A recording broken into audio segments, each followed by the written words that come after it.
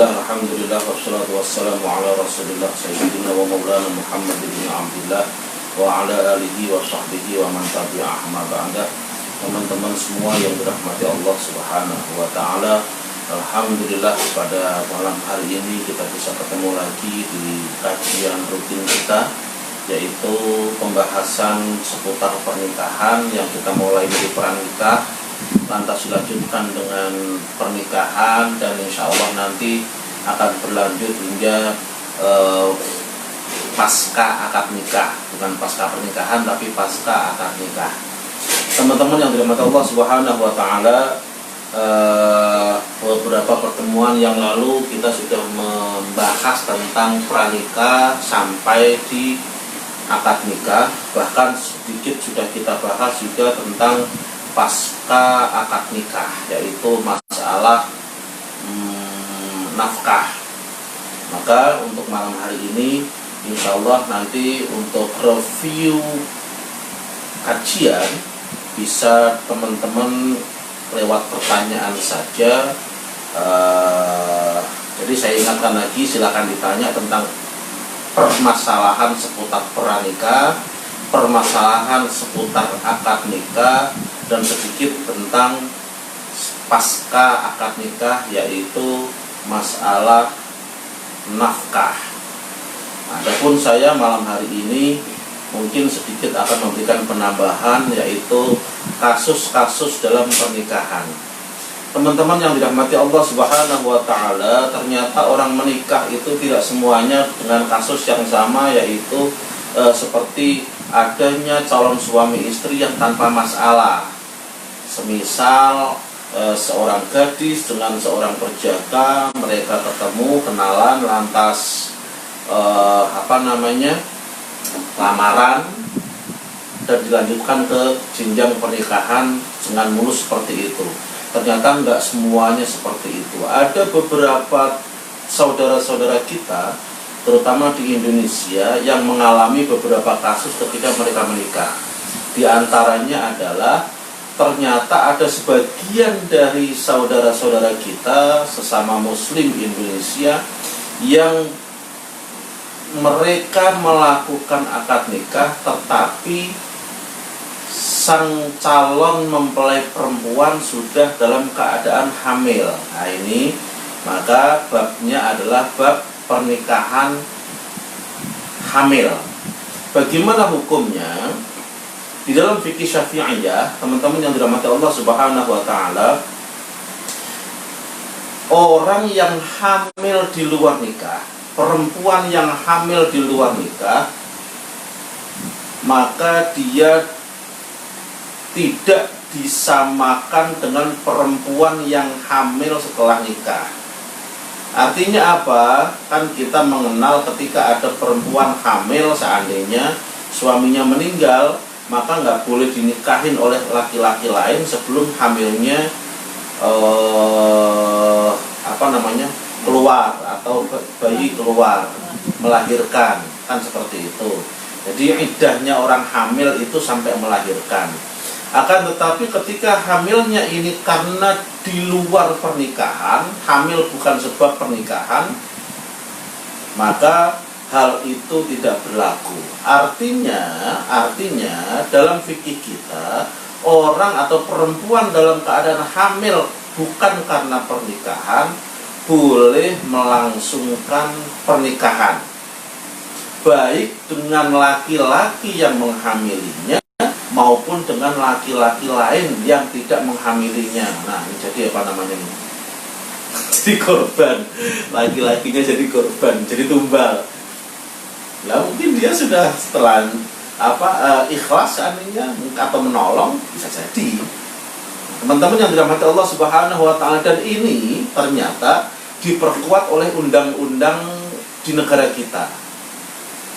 Kalau teman-teman mau buka perundang-undangan tentang kompilasi hukum Islam yang dibuat pegangan oleh teman-teman dari KUA, itu ada di bab 8 pasal 53, itu membahas seputar pernikahan ketika calon mempelai perempuan dalam keadaan hamil.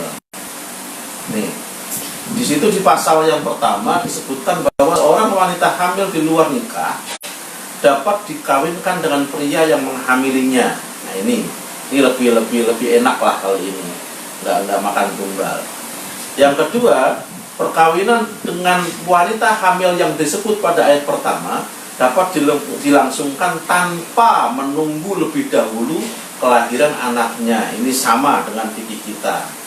Artinya yang digunakan di Indonesia ini fikih Syafi'iyah rata-rata. 3, pasal 3, dengan dilangsungkannya perkawinan pada saat wanita hamil tidak diperlukan perkawinan ulang setelah anak yang dikandung lahir. Ini selalu datang pertanyaan ini ke saya. Pak Ustadz, kalau perempuan hamil, hamilnya di luar nikah, lantas dia nikah, apakah nanti setelah anaknya lahir perlu nikah ulang apa enggak? Jawabannya enggak usah. Enggak usah. Baik fikih Syafi'iyah maupun fikih yang dipegang oleh KUA berdasarkan undang-undang.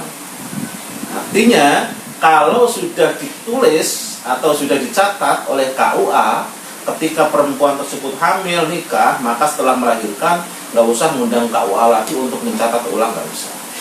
Secara agama sah, secara negara juga sah. Teman-teman yang dirahmati Allah Subhanahu wa Ta'ala, kita lanjut ke pembahasan berikutnya. Ini agak-agak serem dan agak-agak sensitif, yaitu tentang poligami. Ini juga saya bilang ini masalah-masalah dalam pernikahan. Maksudnya dalam akad nikah. Kalau dalam perjalanannya relatif lah. Jadi ya ada pernikahan normal sebagaimana yang kita bahas kemarin-kemarin, ada pernikahan bermasalah sebagaimana tadi, yaitu perempuannya sudah hamil duluan, ada lagi pernikahan masalah model lain, yaitu dia sudah punya istri tetapi dia mau beristri lagi. Kenapa ngelirik benar?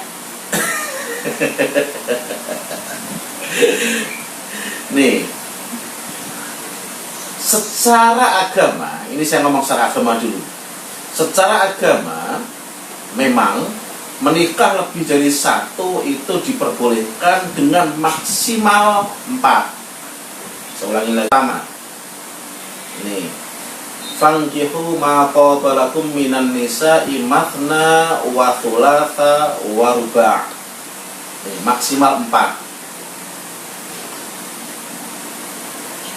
Selanjutnya di dalam hal ini ternyata negara juga tidak cuci tangan. Nih, saya ngomong agama dulu. Secara agama boleh dan maksimal 4, dan negara ternyata juga tidak cuci tangan. Artinya apa? Negara ikut mengatur untuk kemaslahatan dalam hal ini. Apa yang diatur oleh negara yaitu sama. Yang pertama, secara garis besar diperbolehkan seorang laki-laki punya istri lebih dari 1, maksimal 4. Yang kedua, negara mensyaratkan, dan ini juga tidak bertentangan dengan agama, boleh nikah lebih dari 1 dengan syarat yang pertama dapat bertanggung jawab, dan yang kedua bisa adil. Nih, baik terhadap istri pertama, anak-anaknya, maupun terhadap istri-istri berikutnya dan anak-anaknya nanti. Negara pun mengatur di sini. Apabila syarat tersebut tidak dapat dipenuhi oleh calon suami yang kepengen nambah istri tadi, negara tidak mengizinkan. Kembali lagi teman-teman yang dirahmati Allah Subhanahu wa Ta'ala, kenapa kita kok ngomong tentang negara dalam hal ini? Karena ingat, taat Allah nggak bisa ditawar, harus. Taat kepada Rasul nggak bisa ditawar, artinya harus. Kenapa? Allah dan Rasul pasti benernya, nggak mungkin salah. Dan taat kepada ulil amri atau pemerintah yang punya kekuasaan dalam hal ini, oleh Allah sendiri disuruh kita untuk taat kepadanya, dengan catatan tidak bertentangan dengan agama. Dan dalam hal ini mengatur pernikahan lebih dari satu, ternyata negara mengaturnya tidak bertentangan dengan agama, artinya kita wajib untuk taat dalam hal ini. Teman-teman yang dirahmati Allah Subhanahu wa Ta'ala, di samping itu negara juga mengatur tentang perizinan. Nih, perizinan. Ingat bahwa seorang laki-laki, seorang suami yang sudah punya istri, kok dia kepengen nambah istri lagi, harus mendapatkan izin tertulis dari istri sebelumnya, istri pertamanya. Di samping izin tertulis, nanti istri tersebut juga dipanggil oleh pengadilan agama untuk menyatakan secara lisan. Artinya apa? Pengadilan agama tidak percaya begitu saja dengan tertulis. Jadi nanti istrinya dipanggil ke pengadilan agama, bener nggak bahwa ibu mengizinkan suami untuk nikah lagi? Kan seperti itu. Nanti tanya seperti itu. Enggak gitu. Zudi masih dengar ya? Masih. Oh iya, lanjut.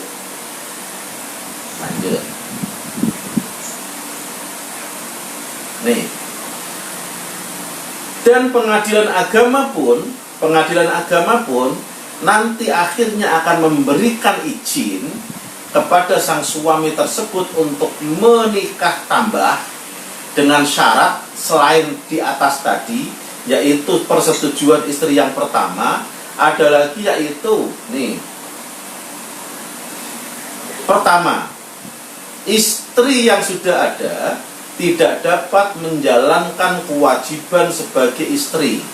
Ini juga pengadilan agama nantinya akan memberikan izin. B, yaitu istri mendapati cacat badan atau penyakit yang tidak dapat disembuhkan.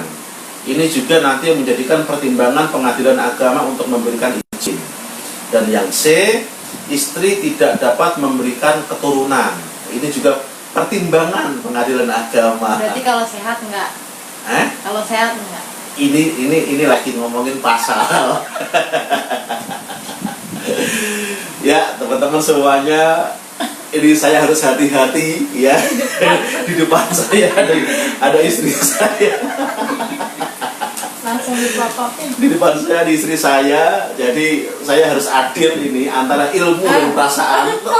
Antara ilmu dan perasaan. Bagaimana ayah harus menyampaikan ilmu dan bagaimana ayah harus menjaga perasaan Anda biar nggak tersinggung dengan apa yang ayah sampaikan, begitu. Nah, nih saya ulangi lagi. Ada syarat-syarat yang harus dipenuhi. Syarat utama adalah izin dari istri baik tertulis maupun lisan. Nanti ada syarat-syarat berikutnya yang menjadi pertimbangan pengadilan agama. Di antaranya adalah istri tidak dapat menjalankan kewajiban. Nanti ditanya, nanti itu akan ditanya, wahai ibu, gimana dengan ibu sebagai istri dan seterusnya. Nanti ada kesimpulan oleh pengadilan agama. Ada juga mungkin karena sang istri punya maaf ada sakit atau cacat yang sehingga mengganggu dia dalam melayani suami. Dan yang ketiga, istri tidak dapat melahirkan keturunan. Ini menjadi pertimbangan dari pengadilan agama. Teman-teman semuanya dirahmati Allah Subhanahu wa Ta'ala. Saya ulangi lagi. Jadi di dalam akad nikah ada akad nikah yang atas dasar normal dua-duanya, baik calon mempelai perempuan, calon mempelai laki-laki normal, ketemu, nikah. Nah ini kebanyakan seperti itu. Yang kedua tadi, yaitu karena ada hamil duluan, akhirnya dinikahkan. Hukumnya bagaimana? Sebenarnya kalau secara hukum garis besar, sebenarnya makruh. Tapi terkadang bisa menjadi maslahat ketika memang bisa menutup aib. Habis gimana? Kan gitu. Dosa namanya dosa tetap dosa. Kita nggak bisa membela orang yang berdosa. Tetapi yang kita pikir adalah masa depannya. Gimana caranya tutupin aib sang perempuan tersebut dengan cara segera menikahinya, kan begitu. Ini saya bukan menganjurkan atau ngajarin yang salah, enggak, tetapi justru ini solusi yang seharusnya nggak usah dilakukan. Kenapa? Seharusnya nggak ada hamil di luar nikah tuh, seharusnya nggak ada. Kalau sampai ada hamil di luar nikah, ini teman-teman semuanya, ini sedikit keluar kita dari pembahasan. Efeknya akan panjang. Bagaimana tidak? Contoh begini. Ngambil contohnya apa ini? Ginilah. Ketika ada seorang anak yang lahir dari bukan pernikahan, atau dia lahir sudah nggak memungkinkan minimal hamil, maka ini anak nanti nggak bisa nasab kepada ayahnya, walaupun ayah biologisnya akhirnya nikahin ibunya, tetap nasabnya nggak bisa. Karena dia nggak bisa nasab, efek sampingnya apa? Efek sampingnya dia bukan ahli waris dari ayah biologis tersebut. Satu. Yang kedua, kalau ini anak perempuan, dia nggak bisa menjadi wali, bapak biologis nggak bisa jadi wali nikah.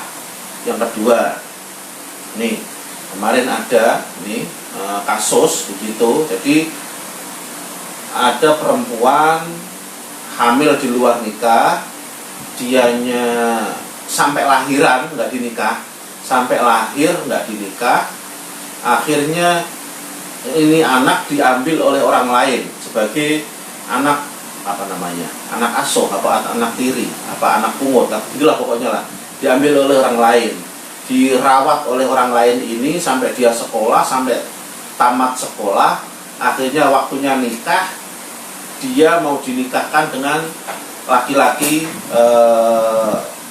yang ya laki-laki lah pokoknya, yang udah siap.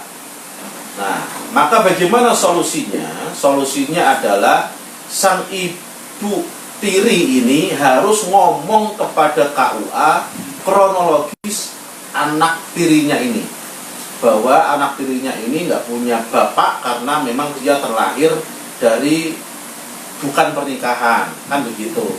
Nanti KUA biasanya tahu apa yang harus dilakukan. Salah satunya yang dilakukan adalah perwalian anak ini diambil alih oleh negara atau qadhi atau hakim. Jadi nggak boleh diwaliin oleh saudaranya, nggak boleh diwaliin oleh pamannya, apalagi oleh ayah tirinya, nggak bisa. Nggak bisa.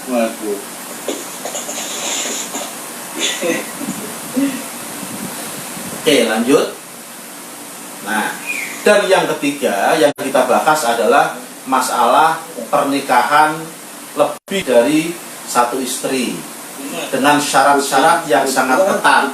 Di antaranya adalah persyaratan adil, persyaratan tanggung jawab, persyaratan mampu untuk merawat istri lebih dari satu, dan seterusnya. Di antaranya lagi adalah dapat izin tertulis maupun lisan dari istri sebelumnya. Mungkin untuk materi saya buat ringkas saja seperti itu. Saya berharap untuk waktu yang lebih banyak adalah dari pertanyaan-pertanyaan teman-teman semuanya, karena biasanya pertanyaan ini yang lebih dibutuhkan. Saya tahu teman-teman yang ada di kajian kita ini, di Zoom ini, lebih banyak yang jomblo, artinya ini pembahasan terlalu jauh buat teman-teman semuanya. Tapi ingat, ini sebagai ilmu, dan bisa, walaupun teman-teman tidak melaksanakan, paling tidak bisa memberikan masukan bagi saudara, tetangga, atau sahabat yang melakukan, bisa menjadikan saran dan ilmu buat mereka. Terima kasih dari saya, cukup sekian. Semoga ada manfaatnya, insya Allah. Untuk selanjutnya, tanya. Yudi, ya, ini mohon waktu sebentar. karena pembahasannya agak-agak riskan, ya. Jadi Iya. istri mau interogasi sedikit. Siapa yang mau interogasi? Mau nanya. Iya, nanya. Pas materi enggak ular ya. Iya, silakan nanya. Jadi pertanyaannya yang pertama itu kan ridho suami itu ridhonya Allah ya. Ridho orang tua ya, salah ya. Pokoknya kalau misalnya seorang hamba disuruh sujud pasti sujud sama suaminya gitu kan, itu mulia banget istilahnya seorang suami. Nah ketika seorang suami itu minta izin untuk berpoligami dan si istri ini menolak, nah apakah dia itu termasuk yang yang nggak dapat ridhonya suami? Yang pertama. Yang kedua, kalau misalnya sudah terjadi poligami dan menyebabkan ketidakharmonisan rumah tangga, apakah boleh istri tua itu meminta suaminya untuk menceraikan madunya? Oke. Udah ya. Udah itu aja. Teman-teman dengar nggak? Kalau nggak dengar saya ulangi pertanyaannya. Jadi begini. Pertanyaannya saya ringkas saja bahwa bagaimanapun pekan kemarin kita juga membahas salah satunya adalah sabda Nabi, kalau seandainya diperbolehkan seorang makhluk sujud kepada makhluk lain, maka akan aku perintahkan seorang istri sujud kepada suami. Begitu mulianya suami, kedudukan suami di hadapan istri atas pernyataan Nabi ini kan gitu. Cuma nggak diperbolehkan. Nah, lantas pertanyaannya adalah ketika seorang suami minta izin nikah lagi, terus istri nggak ngasih izin, apakah istri ini termasuk istri durhaka kan gitu? Ya, oke. Dan yang kedua, yang kedua apa tadi? Apabila sudah terjadi poligami. Kalau ternyata sudah terlanjur terjadi poligami, terus tidak harmonis, apakah boleh seorang istri meminta istri pertama minta suami untuk menceraikan istri kedua? Gitu. Teman-teman yang dirahmati Allah Subhanahu wa taala, maka di sini kembali lagi saya harus adil antara ilmu dan perasaan, ya. Begini, benar bahwa seorang suami mempunyai kedudukan yang istimewa di hadapan istri berdasarkan sabda Nabi, pernyataan Nabi. Yang pertama. Dan yang kedua, seorang istri harus taat pada suami selama tidak bertentangan dengan agama. Yang kedua. Dan yang ketiga, jangan lupa bahwa salah satu tujuan berumah tangga adalah terwujudnya keharmonisan atau sakinah yang nanti akan muncul mawaddah dan rahmah nih. Nah, di sini jangan lupa tadi di awal ayat bilang atau ayat bersumber dari hukum yang telah ditentukan dan disepakati yang dipakai oleh KUA atau disahkan oleh negara. Ingat bahwa negara mengatur ini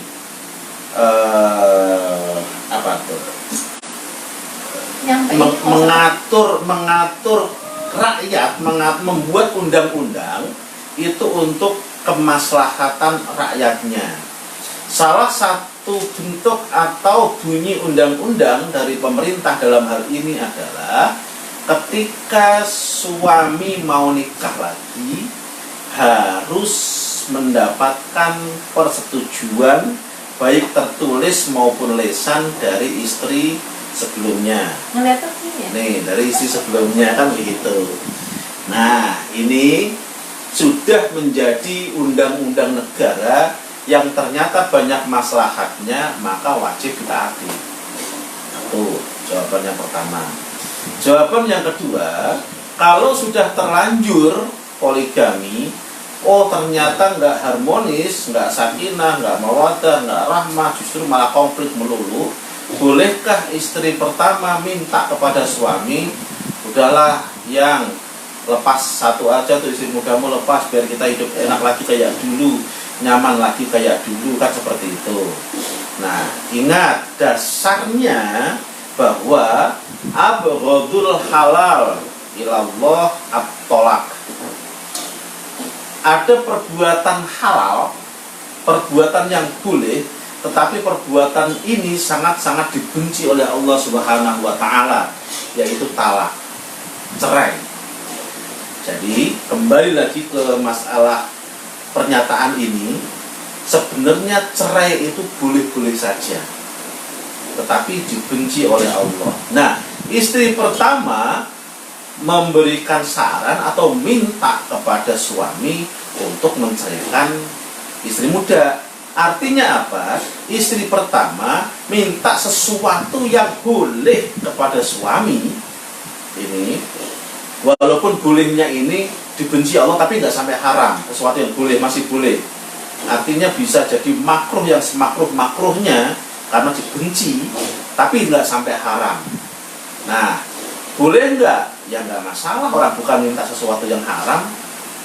Nah, harusnya pertanyaannya adalah apakah suami wajib mengabulkan? Nah, itu pertanyaannya. Tapi karena nggak ditanyakan, nggak saya jawab. Pertanyaan selanjutnya itu nyambung. Nggak usah dijawab karena nggak ditanya itu tadi. Apa enggak? Jawabannya ya terserah suami. Iya, terserah suami. Kenapa? Satu, itu permintaan yang bukan yang haram. Yang kedua, mungkin ada alasan-alasan yang bisa mendukung untuk itu. Yang ketiga, pertimbangannya nanti di akhir suami bisa mempertimbangkan apakah permintaan itu apakah benar dengan alasan-alasan pendukungnya, ataukah sesuatu yang memang didramatisir dengan perasaan, kan begitu.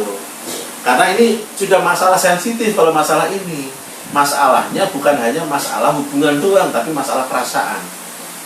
Saya ulangi lagi, bukan masalah hukum boleh nggak boleh, bukan masalah hukum haram halal, tetapi ada kaitan dengan perasaan. Maka pertimbangannya sangat banyak di sini.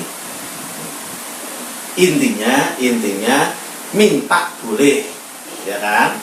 Diijabah oleh suami, nah pas terserahlah itu suaminya dengan segala pertimbangannya. Bisa jadi suaminya mengiyakan, bisa jadi suaminya menolak, bisa jadi suaminya memberikan pertimbangan yang lain dan sebagainya dan istri seterusnya. pertamanya minta cerai. Bisa semuanya. Jadi begitu teman-teman semuanya. Cukup dulu ya. Gemeteran ya. Kasih kesempatan buat yang lain nanya. Silakan dari teman-teman semuanya. Ya, Ustaz. Iya. Pertanyaan dari Mbak Ade Nuralizan. Kemana hilangnya? Ya. Pertanyaannya mengenai tadi dijelaskan oleh Ustaz, yaitu terkait menikah dengan ya 4 kali itu kan ya harus ada izinnya gitu ya dari seorang istri. Nah kemudian jika laki-lakinya ini dia adalah seorang PNS ya, maupun perempuannya itu PNS, tapi nanti kalau misalnya dia itu nikah ya, otomatis kan biasanya tuh ada peraturan dari PNS itu udah tahun 2016 atau 2015 gitu ya. Jadi ada peraturan dari pemerintah itu nggak boleh lebih dari 1. Bahkan bukan dari 2016 ya, bahkan dari tahun 2000-an deh.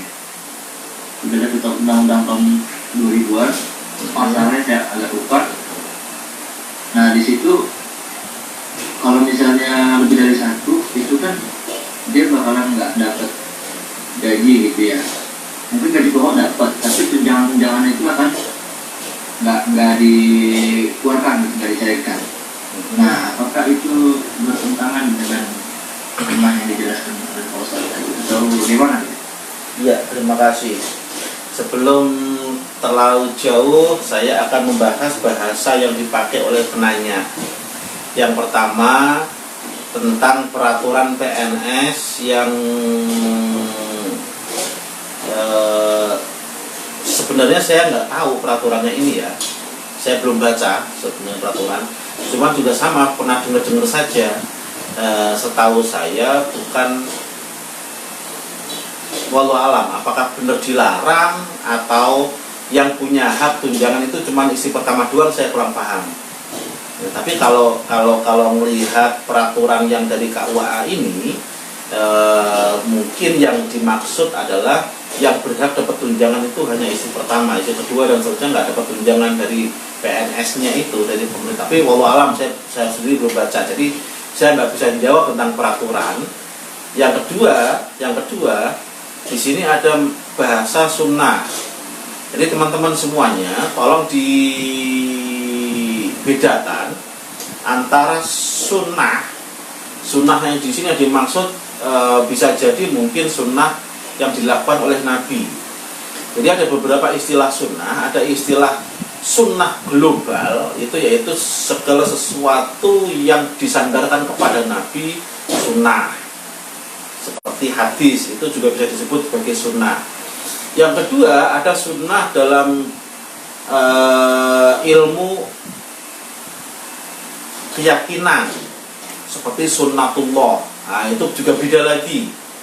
Sama-sama sunnatullah itu berarti kebiasaan yang sudah diajarkan oleh Allah untuk hambanya. Contoh, biasanya kalau mau hujan mendung itu namanya sunnatullah. Biasanya kalau mau meletus gunung, ada gempa-gempa kecil, itu sunnatullah. Itu. Ada lagi sunnah dalam hal fikih. Segala sesuatu yang kalau dilakukan mendapatkan pahala, kalau ditinggalkan tidak diancam dengan siksa. Ini juga sunnah. Nah, maka dibedakan tentang istilah ini. Yang pasti dalam hal poligami, saya belum berani menyebut bahwa hal itu adalah sunnah. Saya pribadi belum berani menyebut itu sunnah. Kenapa? Karena kalau melihat contoh Nabi, justru poligaminya Nabi nggak bisa ditiru oleh umat. Jadi teman-teman semuanya, ada beberapa hal yang dilakukan Nabi yang memang bukan atau tidak untuk ditiru oleh umatnya. Di antaranya adalah jumlah poligaminya Nabi ini nggak boleh ditiru oleh umatnya. Nih, maka kita nggak bisa mengambil sunnah dari ini, kan begitu. Tapi kalau nikahnya itu memang sunnah, kan ada tuh pernyataan bahwa an-nikahu sunnati. Nikah adalah sunnahku, kan gitu. Faman rahiba an sunnati falaisa minni. Barang siapa yang benci dari sunnahku, maka dia tidak termasuk golonganku. Faman rohibaan, kalau rohiba min malah suka. Tapi inilah hebatnya bahasa Arab, beda harf jar aja jadi beda arti. Teman-teman yang dirahmati Allah Subhanahu wa Ta'ala, saya tegaskan kembali bahwa nih, kalau seandainya ada pegawai negeri, dia nikah satu, terus nikah lagi yang kedua dan seterusnya, bagaimana dengan undang-undangnya? Terus terang saya belum baca. Yang kedua, bertentangan dengan sunnah enggak? Kalau sunnah nikah enggak, tapi kalau sunnah poligami saya nggak bisa jawab, karena jumlah poligaminya Nabi itu bukan untuk ditiru. Jadi begitu si Judi. Jadi ini pertanyaannya masih ngambang, jadi saya hanya bisa jawab yang saya pahami aja. Intinya dalam kata-kata sunnah itu banyak sekali arti, dan khusus dalam poligami ini kita nggak bisa menyebut, saya pribadi belum berani menyebut itu. Iya. Karena kenapa? Karena ternyata ketika kita melihat dari kronologis ayat itu ayatnya ada tuh Pak Ustadz, suruh nikah 2, 3, 4, kan gitu. Itu kronologis ayatnya justru itu perintah itu untuk membatasi. Jadi teman-teman semuanya, dulu sebelum ada ayat ini nikah itu jumlahnya tidak dibatasi. Bahkan di dalam tafsir, kalau mau melihat tafsirnya ayat ini, ada sahabat yang menikah sampai 10 istri. Begitu turun ayat ini, terus bagaimana ya Rasulullah dengan istri saya? Ya udah, lepasin 6, pilih 4 saja yang kamu pertahankan, kan begitu. Jadi ini ayat justru kronologisnya itu untuk membatasi. Ya, terima kasih. Ya, terima kasih Pak Ustadz atas jawaban dari pertanyaan dari Mbak Adin Azizah ini. Ya. Jadi mungkin kita harus tahu posisi kedudukan dulu Pak Ustadz. Iya. Dari sisi agama dan dari sisi pemerintah ini. Nah di sini saya di Google nih ya. Iya. Peraturan itu ada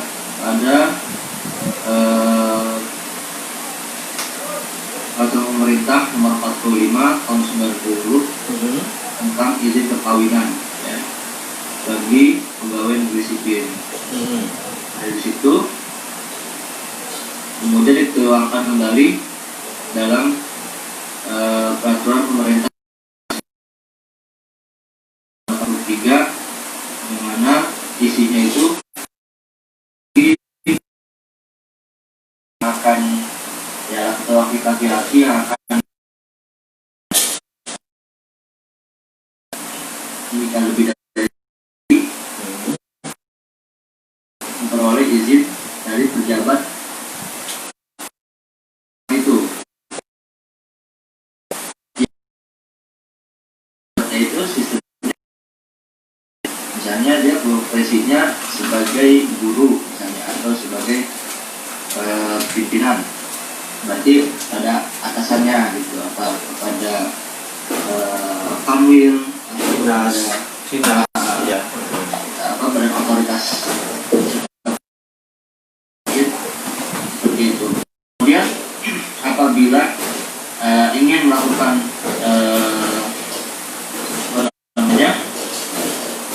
hal tersebut gitu ya, itu harus ada peraturan lagi nih di pasal 4 ya.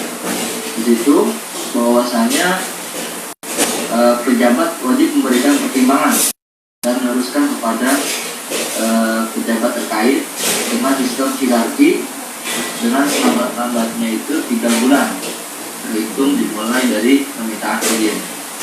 Artinya memang itu ya kalau mau ini aja harus izin dulu dengan pejabat yang apa namanya yang otoritasnya itu. Nah, tapi mungkin pejabat ini juga dia akan mungkin ya ini ada diskusi juga untuk dapat mengizinkan tersebut, apakah dia menikah lebih lagi itu karena memang kebutuhan atau memang ada tujuan tertentu gitu ya. Mungkin ini nggak dijelaskan kembali gitu dari peraturan ASN ini ya. Jadi masih ya istilahnya masih ngambang juga gitu. Bukan, kalau yang aku paham berarti begini. Kenapa harus izin pejabat di atasnya? Karena jangan sampai dengan dia nambah istri nanti mengganggu kewajiban dia sebagai PNS kan begitu. Itu salah satu yang harus dipertimbangkan. Yang kedua juga jangan sampai bahwa dia nambah istri itu ada unsur-unsur yang nggak benar kan begitu. Nah, dan yang ketiga jangan sampai mendolimi istri yang pertama, itu harus itu masuk pertimbangan atasan buat bawahannya. Pantas nggak, mampu nggak ini bawahan dengan gaji sekian mempunyai 2 istri dengan sekian anak, kan itu juga atasan yang tahu itu. Makanya harus izin atasan dulu. Terus inilah yang kita sebut bahwa sebenarnya kebijakan yang dibuat oleh pemerintah itu sebenarnya adalah suatu kemaslahatan untuk rakyatnya. Salah satunya adalah ini. Jadi jangan sampai dia memberikan izin, ternyata yang diberikan izin ini orangnya nggak mampu atau nggak tanggung jawab, jangan sampai kan gitu. Adapun terkait dengan tunjangan, wallahu alam, itu harus buka-buka undang-undang lagi. Iya, ya silakan, mungkin ada yang lain, Yudi, atau mungkin kita cukup sekian dulu.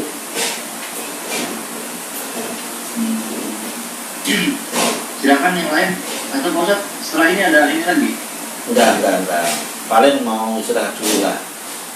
Iya, karena perlu sampai yang di sini. Yang lain kalau tidak ada, satu lagi kita tutup. Oke. Ada kajian malam hari ini. Iya. Kita tutup. Terima kasih teman-teman semuanya. Terima kasih Suci, terima kasih teman-teman kajian yang tergabung di komunitas PT IKI, baik yang dari PT IKI maupun yang dari luar PT IKI. Salam semuanya. Bagi teman-teman yang belum nikah, silahkan dipersiapkan semuanya. Salah satu persiapan yang harus buat kalian adalah ilmu. Ini yang terkadang lupa oleh saudara-saudara kita. Mereka biasanya hanya siap masalah finansial, gara-gara sudah kerja, sudah merasa siap nikah, tetapi ilmunya enggak. Jangan sampai kita termasuk seperti itu. Kita siapkan finansial, siapkan pertanggungjawaban buat pasangan kita, juga siapkan ilmu, karena ilmu inilah yang nanti akan menjadikan pengendali, salah satunya kita dalam mengarungi bahtera rumah tangga, yang pastinya ilmu ini nanti orientasinya adalah kepada agama. Mohon maaf atas segala kekhilafan dan kekurangan. Sampai ketemu di pertemuan yang akan datang insyaallah. Dari saya, wallahu wal taufiq wal hidayah. Wassalamualaikum warahmatullahi wabarakatuh.